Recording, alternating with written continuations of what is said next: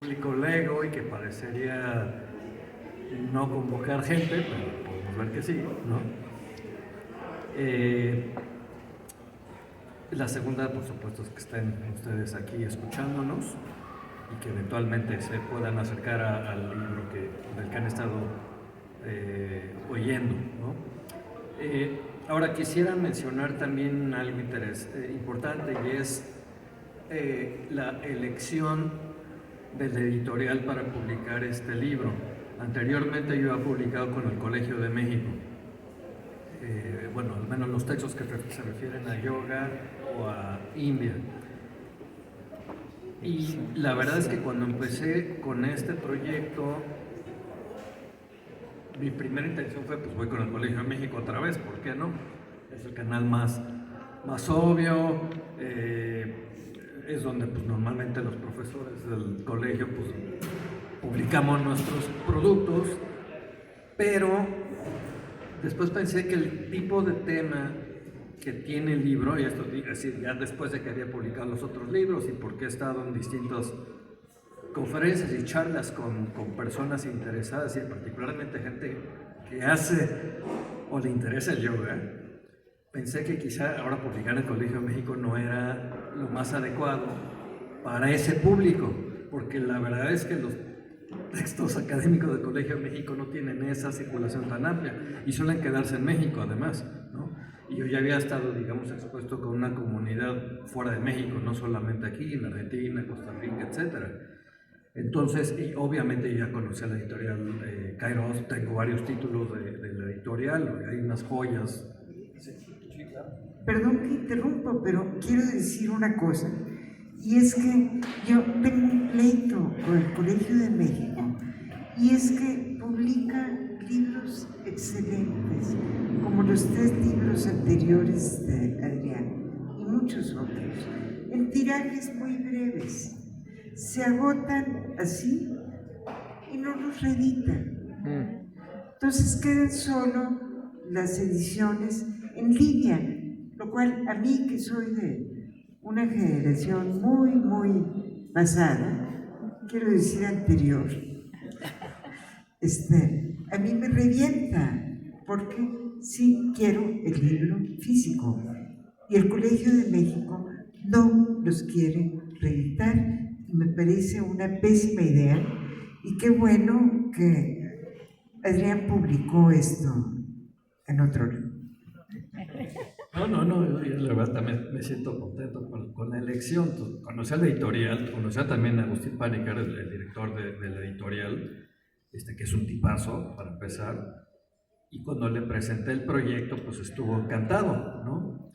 Ahora voy a la decisión particular de los textos, ya lo pronuncié a la ibérica, textos. Él estuvo encantado, ¿no? Después me tardé yo muchísimos años de poderlo sacar, porque pues bueno, no tiene sus compromisos laborales, tenía también cargos burocráticos y bueno, pues me detuvo de muchos más años de los que yo hubiera querido. Pero bueno, entonces ¿por qué traducir estos 2 textos si no, por ejemplo, haberme ido con Hatha Yoga Pradipika, Grana Samhita? Y es porque esos otros son un poquito más accesibles al público en general, no necesariamente en español, con un par de excepciones, pero como sea, es un poco más fácil de llegar a ellos. Y lo que me había dado cuenta después de varias charlas con gente del mundo del yoga, pues es que tienen como un hambre y una sed de tener materiales, como que ya están cansados de lo mismo, los mismos libros que son la mitad, pues poco útiles, para decirlo de manera eufemística, y los otros son los mismos que se reciclan, que son en su mayoría traducciones de obras escritas en inglés, en francés o en alemán. En español casi no hay nada, ¿no? Y luego lo que se refiere particularmente de fuentes primarias, pues básicamente los yogis en español pues, tienen la Bhagavad Gita y Yoga Sutra y no hay más. No hay más, ¿no? Sí, una Upanishad, que ni siquiera es toda la Upanishad, son unos cuantos versos y así pedacitos de otras cosas sueltas. Pero resulta que además los que hacen yogas posturales, yogas físicos, de sentarse, de hacer distintos tipos de ejercicios con el cuerpo, pues la verdad es que encuentran una frustración muy grande cuando se acercan a Patanjali o Bhagavad Gita para tratar de entender por qué la postura de no sé cuál, y esos textos no les dan ninguna respuesta. No está. Porque no tienen que ver con Hatha Yoga, básicamente, ¿no? A pesar de lo que muchos instructores dicen, pues es muy obvio que no. Hay una brecha muy grande entre esos textos y la práctica contemporánea. Pues, ¿qué es lo que pasa en medio, no? Obviamente, pues una evolución de un montón de cosas, es natural, sucede en todos los ámbitos de los productos culturales, ¿no? Religiosos y filosóficos. El yoga no tendría por qué ser la excepción. Entonces dije, bueno, mejor traducir textos que no están ahí disponibles, ¿no? Que no están, para rellenar un poco ese vacío. Además, porque hay otra cosa. Hatha Yoga no es de una sola pieza, ¿no? Uno ya da las cosas por sentadas, las da por hecho y piensa que el yoga es ya una cosa así sólida, homogénea, y no es cierto, no es así. Si uno compara los distintos textos de Hatha Yoga, entre ellos mismos hay discrepancias, que tampoco es para espantarse, sucede en todos lados. Nomás, pues, digo, lean Génesis para acabar pronto y no hay nada más contradictorio que eso, ¿no? Eso no le resta la profundidad, la importancia de muchas otras cosas. Entonces, eso es como lo que me motiva. Ok, vamos a buscar algunos textos. Yo ya me había acercado, yo ya había cruzado con estos dos cuando empecé a estudiar a un grupo de yogis. Yogavilla no tenía ninguna traducción. Goraksha Shataka, las 100 estrofas de Goraksha, tenía por ahí una traducción que, pues en realidad está metida dentro de un texto académico sobre yoga. Es decir, no es un libro al que va a llegar naturalmente un practicante de yoga, ¿no? Porque más el título es la secta de quién sabe qué. Pues alguien que está haciendo yoga es muy difícil que nomás así, ok, voy a comprar este libro que además no se vende en México, ¿no? Es porque eso es su, digamos, viaje de peregrinación a la India, entra a una librería y entonces está el libro allí, pero si no, es muy difícil, ¿no? Y un poco con esto de las fuentes, ¿cuáles son, más que las fuentes, los materiales? ¿De dónde los vas a utilizar? ¿De dónde vas a traducir? Además de eso, en uno de estos casos, la otra versión con la que me encontré, la compré literalmente en un templo, ¿no? Es una edición india de ese templo, o sea que si no la compras ahí, no hay, a menos que de casualidad pues, aparezca en un bazar donde hay una congregación de ascetas, etcétera, y lo puedas comprar, pero está es una edición en sánscrito y en hindi, ¿no? No hay nada en inglés. Entonces, una vez más, un yogi que viene de fuera de la India y que no ha estudiado ninguna lengua de la India, pues jamás va a saber qué es un texto de yoga. No hay manera, ¿no? Entonces, dije, estos dos pueden ser textos interesantes. Además hay otra cosa, que estos dos textos son más tempranos que aquellos otros que circulan mayormente en materia de Hatha Yoga, el Hatha Pradipika, Geranda y Shiva Samhita, son posteriores. Sí, ya son como una fase donde se está consolidando, entre comillas, esa tradición de Hatha Yoga. Estos son anteriores, entonces permiten rescatar algo que todavía no tenemos como de manera extendida, ¿no? Concretamente datan del siglo XIII uno y el otro del siglo XIV, ¿no? No tenemos la fecha definitiva, pero los especialistas más o menos sugieren esas fechas, ¿no? Son como 7 siglos, son bastantes, ¿no? Si no son textos de la época de los Vedas, ni mucho menos, eso tampoco es cierto. Hatha Yoga no está en los Vedas, bueno, yoga tampoco está en los Vedas. Eso da para otra discusión muy larga, ¿no? Ahora, estos dos textos tienen la característica que tienen prácticamente todos los textos de Hatha Yoga, que son manuales. No son textos narrativos, no son exposiciones filosóficas, nada de esto es filosofía, no tiene nada que ver con Patanjali, que es un texto filosófico muy profundo y complejo. Estos son manuales para hacer distintos tipos de técnicas. No quiere decir que sean fáciles de leer. Ya Elsa se había referido un poco a las ambigüedades y a las oscuridades, y sí, hay cosas que son muy oscuras. Ahora que venía yo a la librería y me puse a ojear el libro, y ¿qué? ¿Esto qué quiere decir? ¿Cómo haces esto? ¿No? Pero bueno, un poco lo que sucede es que justo como tenemos tan poco trabajo hecho en la academia para tener ediciones fijas, pues hay muchos huecos que apenas estamos tratando más bien secretos que estamos tratando de desterrar, ¿no? Y poder ir trazando esa larga historia, ¿no? Ahora, el Yoga Villa, el germen del yoga, es un texto que a mí particularmente me encanta porque tiene cosas que son muy particulares de ese texto y que no se repiten en los otros, ¿no? Que cuando lo van a ver se permite hacer metáforas muy bellas, de pronto sí tiene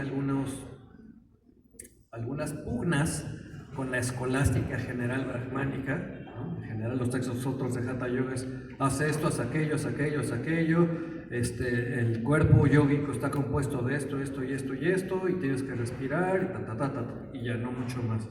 Yoga Villa tiene unas cosas mucho más interesantes.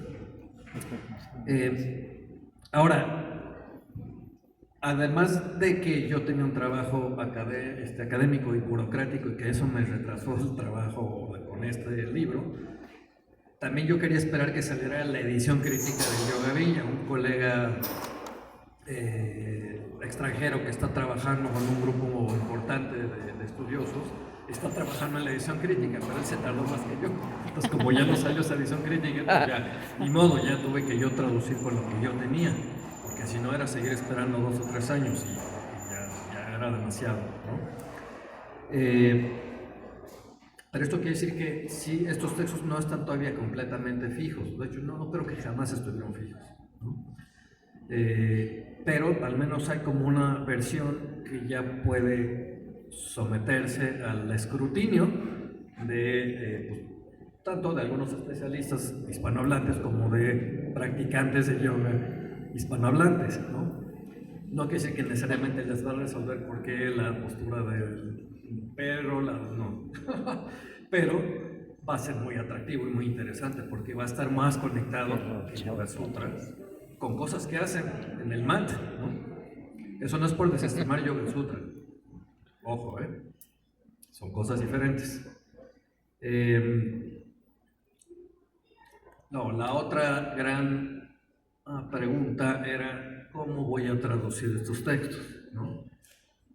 Roberto ya se refirió a esta como una tradición de la traducción de textos como los que se escriben en sánscrito y que ha habido cierta maduración. Yo mismo he trabajado por varias fases. Yo ahora no traduzco como traducí al principio.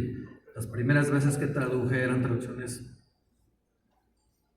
muy filológicas, sí, muy fieles al texto original, pero aburridas y que mataban el español, ¿no? Y yo creo que eso es un pecado para cualquier traductor, no importa de qué lengua traduzcas ni qué texto, no puede valerte la lengua de llegada, es un crimen. Ahora, hay que lograr un equilibrio entre tener respeto por el texto original, pero también por el texto de llegada y poder buscar una manera en que el texto suene bien en la lengua de llegada sin que modifique lo que se dice en el original. Entonces, por ejemplo, yo no uso corchetes, que si uno ve traducciones más viejas de textos clásicos, están llenos de corchetes, ¿no? Porque eso no está estrictamente en el original sánscrito. Bueno, sí, pero el sánscrito tiene unas normas de funcionamiento que hace que puedas quitar palabras. En español no las puedes quitar. O sea, tienes que ponerlas ahí. Entonces, no es que estás poniendo algo que no está, sí lo estás poniendo, es decir, estás traduciendo lo que ya estaba allá, solo que en el sánscrito se pueden permitir esas libertades. Ahora, estos textos están en verso. En verso rimado, obviamente, el verso libre es algo moderno, que no nació en India, ¿no? Y en algún momento tuve la loca idea de traducir en verso rimado. Obviamente, dije, no, pues esto es imposible, ¿no? Pero me quedé en la cosquillita, ¿no? Pero bueno, son tratados verso, español, rimado, o sea, eso no es imposible, pero creo que yo no tengo esas capacidades.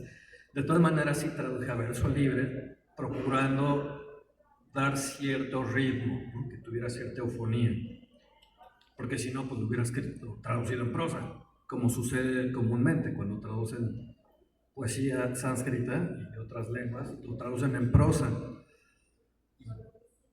Y pues sí, estoy leyendo lo que se supone que dice el original, pero no es un poema lo que estoy leyendo en español, ¿no? Y yo creo que el traductor se puede exigir un poco más, ¿no?, sobre eso. Y es lo que traté de hacer, ya después los lectores dirán si lo logré o no lo logré. Nada más para que se den una idea de cómo suena este tipo de textos. Hay un verso muy bonito en el Yoga Villa, o el germen del yoga, que dice: Yogat parataram punyam, yogat parataram sukham, yogat parataram sukshmam, yoga margat param nahi. Y esto quiere decir, no hay nada superior, mejor dicho, no hay ninguna virtud superior al yoga, no hay ninguna felicidad superior al yoga, no hay nada más sutil que el yoga, no hay nada superior al camino del yoga, ¿no? Es muy bonito, es muy eufónico, ¿no? Así funcionan prácticamente todos estos versos.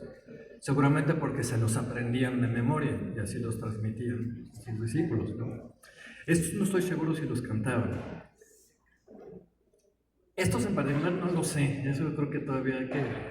Otras cosas sí, ¿no? Y en otras tradiciones, estos no sé. Pero sí podría ser, ahora que lo pienso, eso explicaría algunas cosas. Sé que Roberto me dejó varios puntos de discusión, pero creo que ahorita más bien prefiero, como dicen en inglés, open the floor, pasar el micrófono para que si alguien tiene un comentario, una duda que puede ser a partir de lo que comentaron Elsa y Roberto, pues lo platiquemos, ¿no? Si atajo cada una de las preguntas me voy a quedar una hora más, ¿no? Gracias. ¿Alguna pregunta?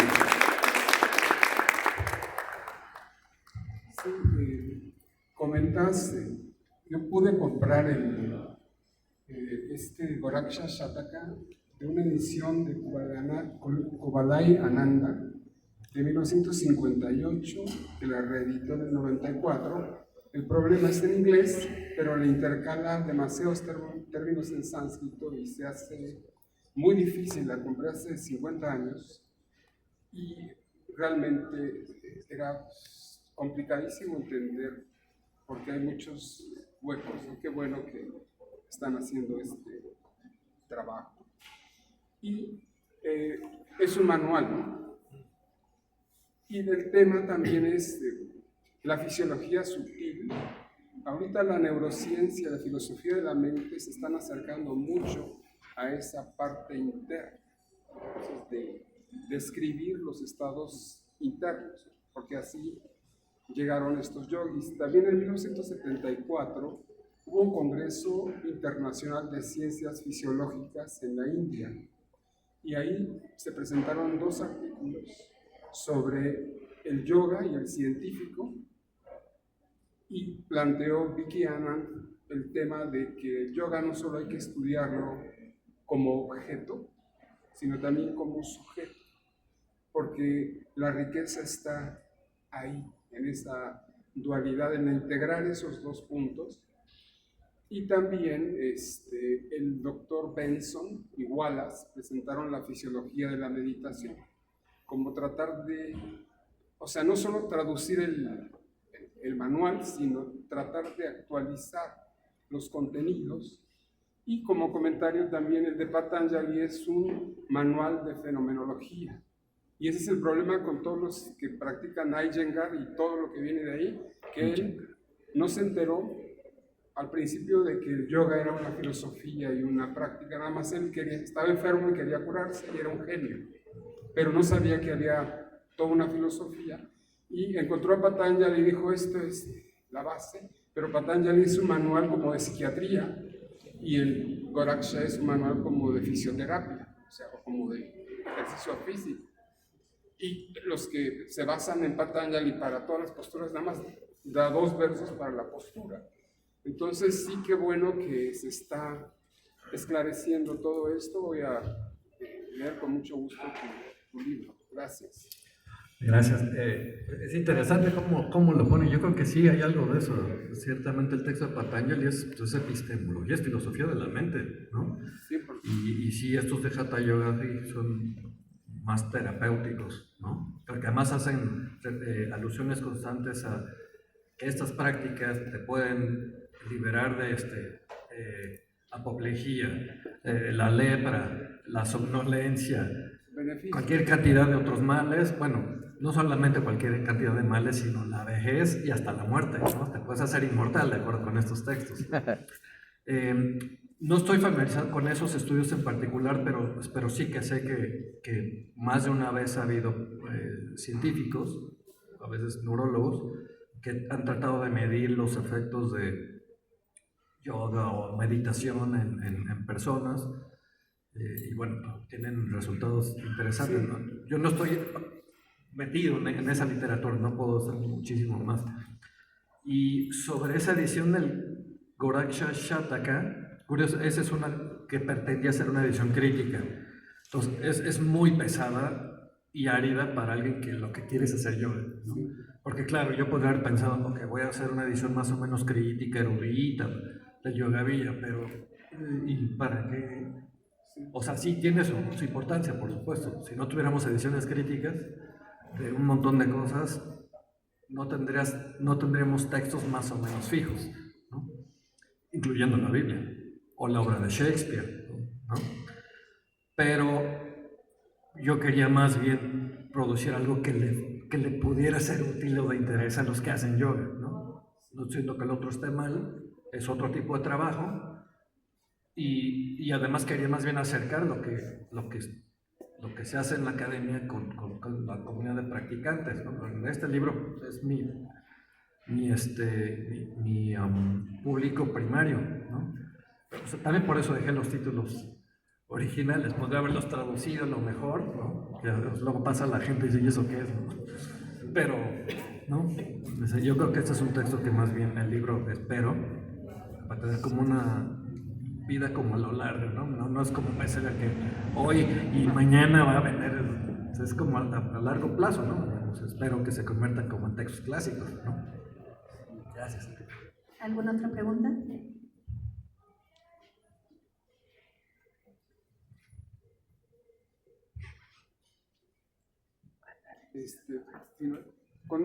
Perdón. Un segundo nada más. ¿Conoces el SOAS, Center of Studies of Yoga? Sí. Ah, bueno.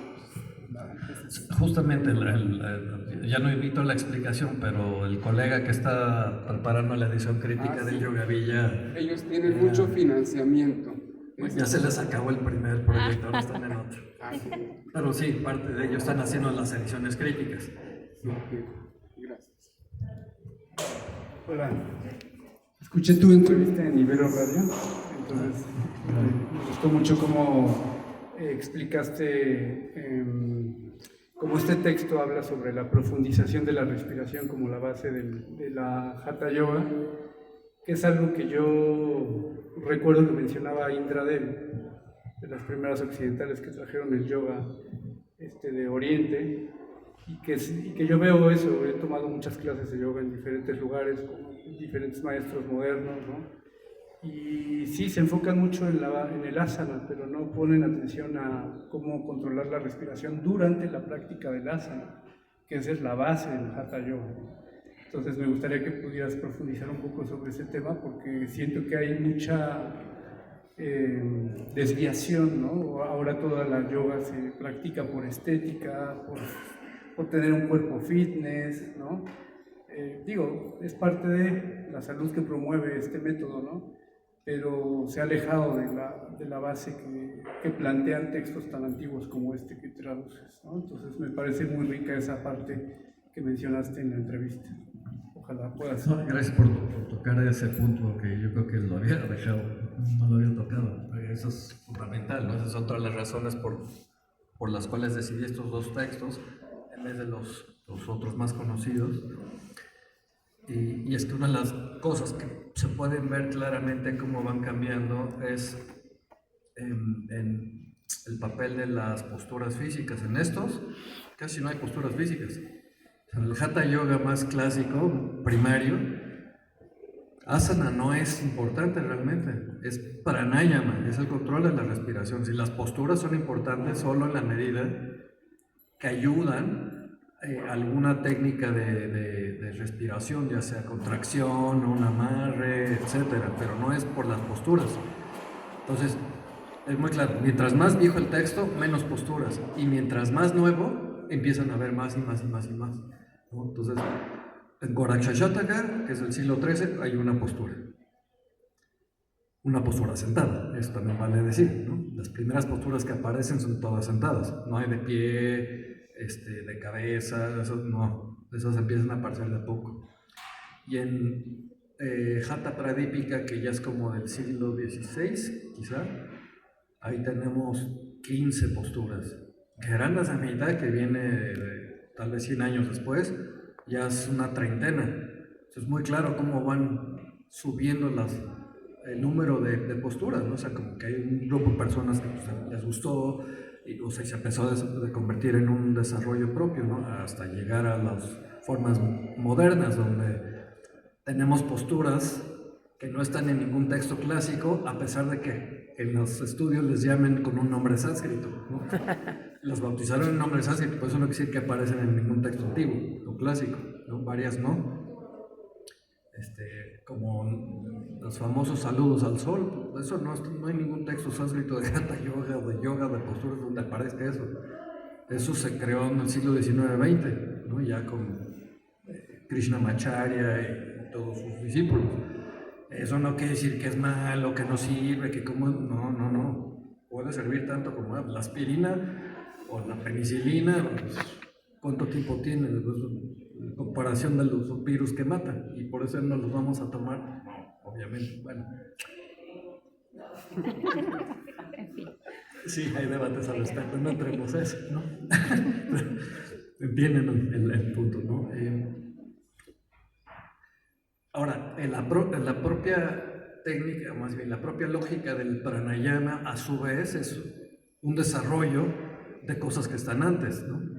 Algunas que se pueden encontrar en Patanjali, muchas no, o sea, hay terminología que no está ahí, pero Patanjali es muy claro, sí dice, siéntate cómodo, quieto y respira despacio. Pues ya de ahí después eso se va a convertir en una ciencia especializada en Hatha Yoga, que no está todavía especializada propiamente en Patanjali, ¿no? Entonces, pues es normal, hay distintos frentes, digamos, que van abriendo puertas para muchas cosas, como Iyengar, ¿no? Yo sí, al principio yo creo que él no sabía mucho de Patanjali. Empieza a aparecer Patanjali en sus textos tardíamente, no en los más tempranos, ¿no? Pero eso no quiere decir que no tenía genialidad, ¿no? Se desarrolló un estilo que evidentemente es efectivo, ¿no? Y que le ha servido a personas que tienen pues, ciertos tipos de problemas, tienen escoliosis, etcétera. Pues sí, utilizar algunos aditamentos les ayuda a hacer algunas posturas que no son tan naturales de hacer, ¿no? ¿Alguna otra pregunta? Bueno, si no, damos por terminada la presentación. Muchísimas gracias a los asistentes, a los presentes.